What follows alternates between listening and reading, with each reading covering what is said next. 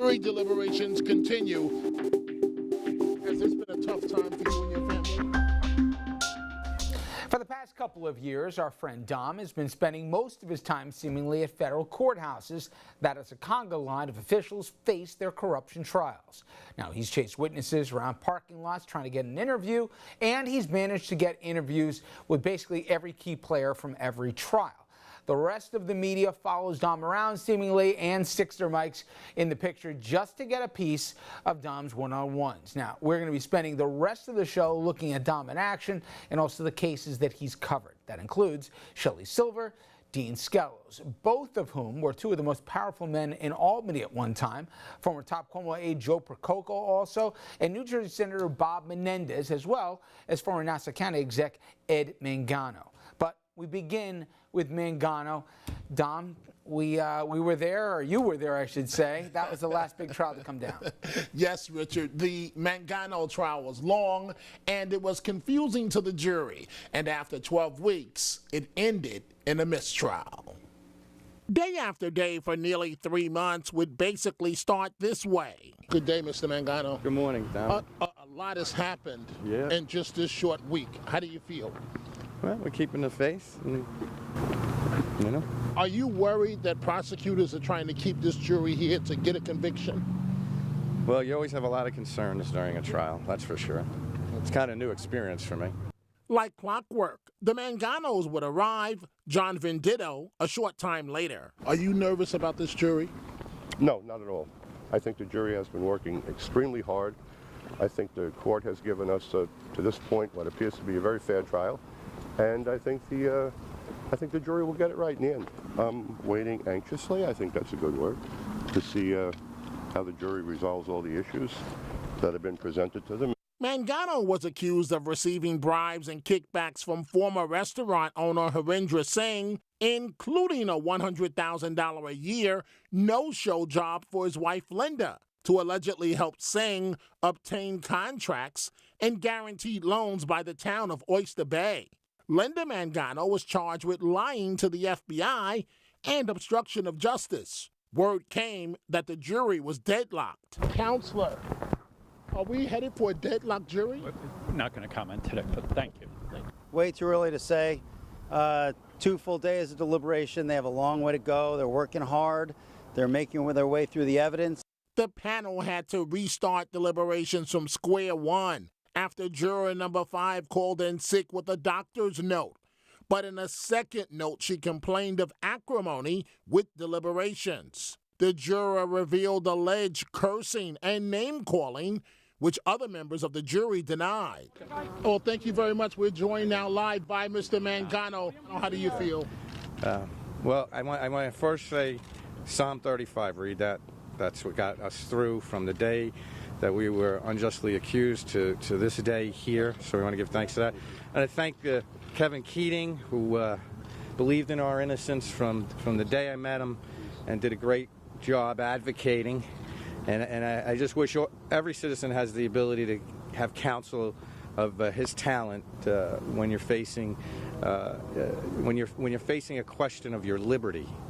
And that's what this was about, you know. It's about your liberty and being able to stay free. How difficult? So it's very emotionally hurtful, emotionally, you know, a devastating time for us and our family and my parents and loved ones. So it was a very difficult time.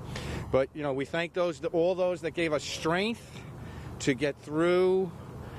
To get through such a difficult period in life. And I want to thank so many people, certainly the jury that really did, you know, put in the time and effort here to do an analysis, and we can't discount, you know, those citizens' commitment to our justice system, which we do have faith in, and you know, as an attorney you always want to have faith in the system, and we remain in that faith. I am so emotional. I don't know, I just feel very appreciative. This has been so hard on Ed, obviously, also on my children. It's been really difficult. But, you know, as I said before, I mean, you know, every day that we came to court, I have such a beautiful support system, and I'm so grateful and so blessed to have them.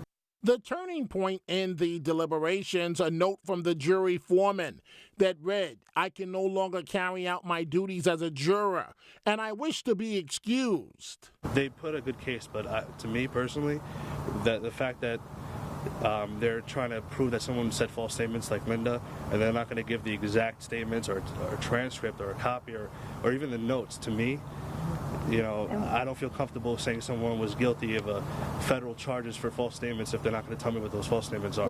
And then an emotional moment. The Manganos embraced the foreman, a New York City police officer who was the one juror that believed they were not guilty on every single count. I believe the Manganos are waiting for you over here. They might want to say thank you. I think they want to say something to you, I believe.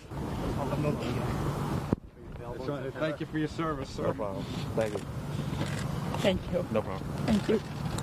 Wait, Mr. Mangano, this is the first time I've seen you cry. What's very what's emotional happening time. here?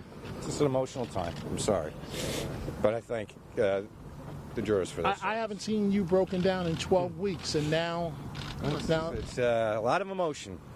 What do you think about the foreperson who said he wanted an acquittal?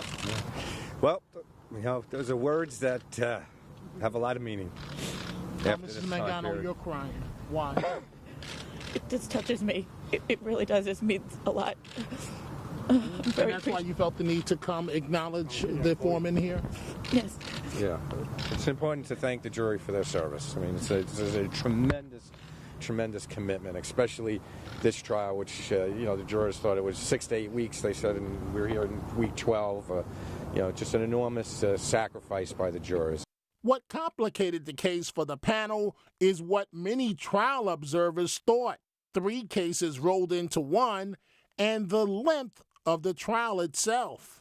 The length and the fact that it was 3 trials in one really took a toll on us as a jury. Was it confusing?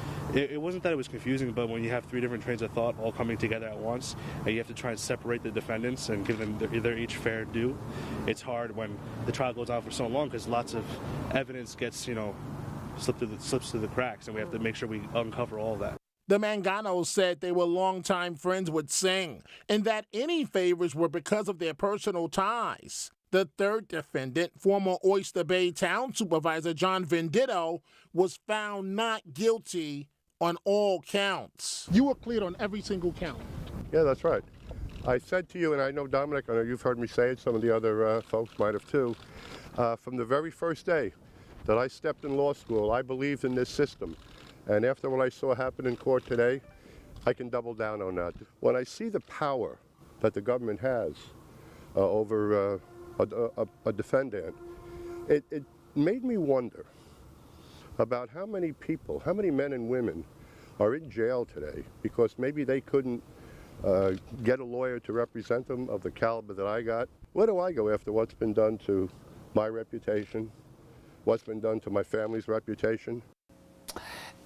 Dom, for me, what stood out from the trial and the coverage in the aftermath was the prosecution may have tried to bite off more than they could chew. They tried 3 people at the same time. They had what seemed to be an encyclopedia of charges they were all facing. And what the juror, the foreman of the jury, told you was the jury was confused. No doubt about it, Richard. Excellent point that you make. Again, piggybacking on the exact words of what the jury foreman, that New York City police officer, what he had to say. In terms of, for me sitting in the courtroom, as someone who does this for a living, it was confusing as well, because 1 minute we're talking about John Venditto, the next minute we're talking about Ed Mangano, the next minute after that we're talking about Linda Mangano, and you're trying to follow every detail. It was hard, and at times you felt bad for the jury. Again, from the outside, it seemed that there was a favor bank going out on the island here. And this guy Singh, whoever wanted a favor basically came to the restaurant and they got one. I'm exaggerating, but the broader point is when the trial started, I thought the Manganos are dead to rights. But then as it moved along, you got a sense that how trustworthy was Singh. Kind of like another witness that we'll get into a little bit later on in this program. But it really was one juror that was the holdout that really threw, a monkey wrench to this whole thing. Maybe not for Linda Mangano and for Venditto, but certainly for Ed Mangano. Certainly. Again, I agree with you. Here's something that I think that people should consider. When you walk into federal court as a defendant, chances are, based on the stats, overwhelmingly, you will leave convicted. And so, that would have been the case for Ed Mangano. But also think about this, Richard, and I know you know, having been on the front line covering these stories. 12-member jury, all you need is one holdout. And that's what happened for Ed and Linda Mangano. All right, well, when we come back, we'll leave the island and go to Lower Manhattan. Shelley Silver and Dean Skells, both at one point were two of the so-called three men in the room who called the shots in Albany. Then it all ended as they both faced federal corruption charges. And Dom, he's been there every step of the way. We'll have more on that after this.